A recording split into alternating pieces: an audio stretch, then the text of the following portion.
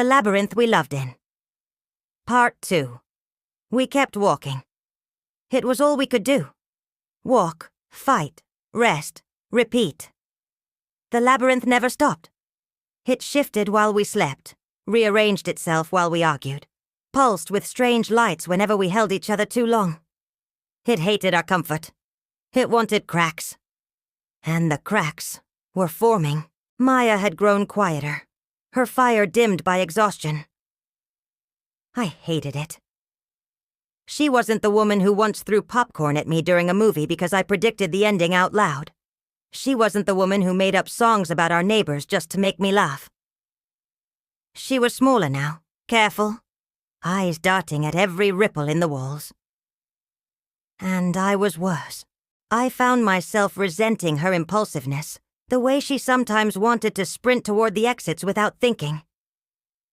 I told myself it was survival instinct, that I was only being cautious. But part of me knew the truth. The labyrinth had found its way into my head. It was twisting the way I saw her, and that terrified me more than the traps. The next test was different. We entered a room that looked ordinary enough. Gray walls, glowing floor tiles. But in the center there were 2 chairs, facing each other. And on the wall behind them, words appeared in glowing script.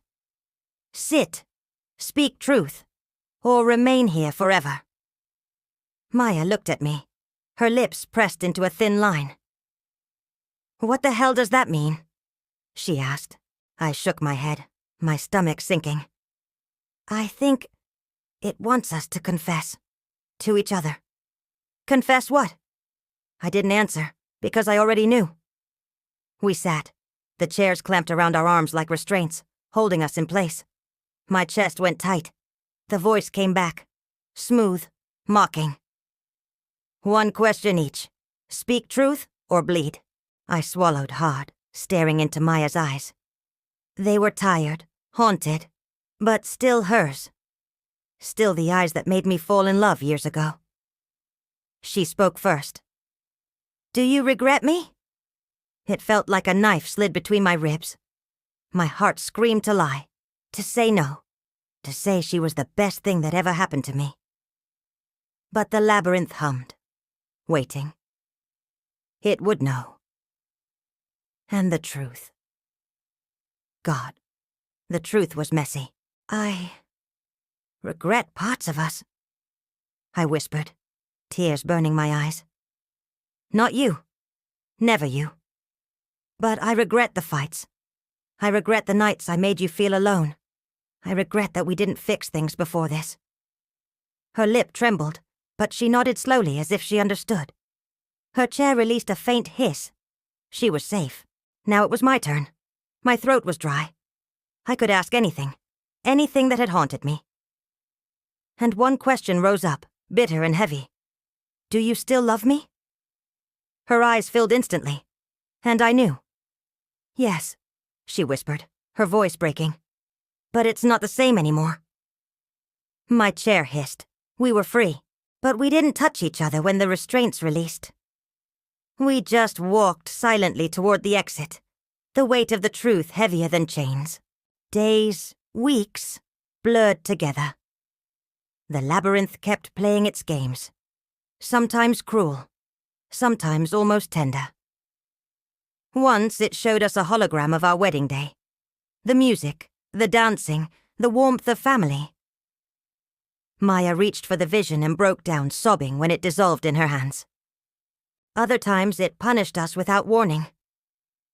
Doors closing on our fingers, spikes nearly skewering us, heat so intense we thought our skin might peel off. But the cruelest part wasn't the danger. It was the way it made us hope. Because every now and then, the labyrinth showed us an exit. Real sky, real sun, real wind. And every time, it vanished the moment we ran toward it. One night, if you could call it that, we stumbled into what looked like a meadow. Real grass beneath our feet, stars above. The air smelled fresh, not metallic. Maya collapsed into the grass, laughing and crying at once. "It's beautiful," she whispered. I knelt beside her, brushing her hair from her face. For a moment, it was just us again. Just two idiots in love, lying under the stars. And then the stars moved, not like twinkling, like adjusting, shifting in deliberate patterns, forming shapes. Maya gasped. "It's watching us." I looked closer. The stars weren't stars at all. They were machines, tiny drones, billions of them, forming a false sky. And then they spoke. "The experiment nears completion." Maya sat up, her voice shaking. "Experiment? What do you mean, experiment?" The stars pulsed. "Your bond has been tested, strength measured, fault lines observed." My stomach dropped. "We're lab rats," I whispered. Maya's eyes met mine. "For who?" The stars didn't answer. They just faded, taking the meadow with them. When the walls reformed, we were back in a narrow corridor, cold and gray. But something had changed. Maya's hand slipped from mine as we walked. And this time, she didn't reach back for it. The final test came sooner than I expected. We stepped into a vast chamber, bigger than any we'd seen before. At the far end, there was a door. Bright, blinding, promising freedom. Between us and the door, two platforms. One glowing red, one glowing blue. Words burned across the walls. "Only one may pass. The other must fall." My chest caved. "No."